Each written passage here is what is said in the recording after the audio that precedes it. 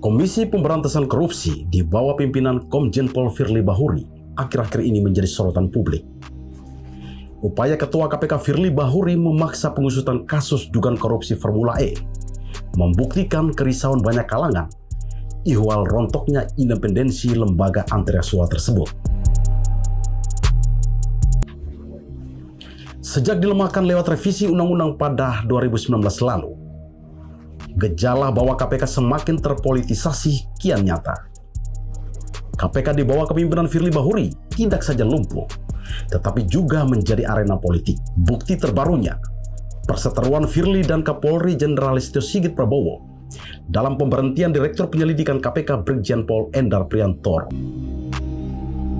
Selain Endar, sebelumnya KPK juga mengembalikan pejabat Polri lainnya, seperti Deputi Penindakan dan Eksekusi KPK, Irjen Pol Karyoto.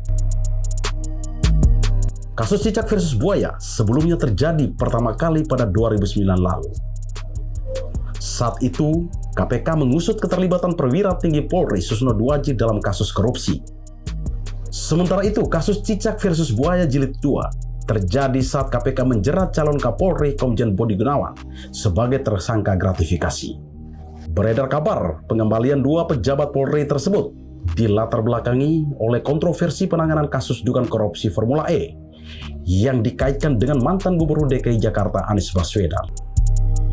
Kedua jenderal ini diketahui tidak mendukung penetapan status penyidikan kasus Formula E Jakarta di era mantan Gubernur DKI Jakarta Anies Baswedan.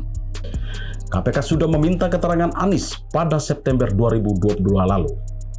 Karena tidak mendukung Anies menjadi tersangka, keduanya akhirnya dilaporkan Lembaga Swadaya Masyarakat ke Dewan Pengawas KPK.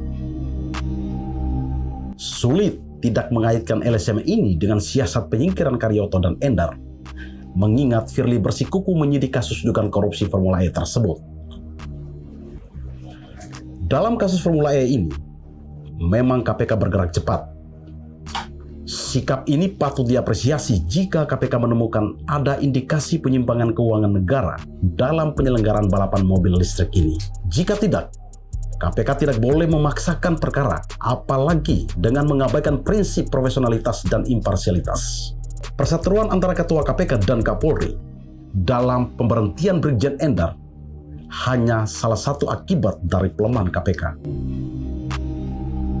Presiden Joko Widodo diminta bersikap adil dan bijaksana menengahi perseteruan antara kedua pimpinan lembaga penegak hukum ini.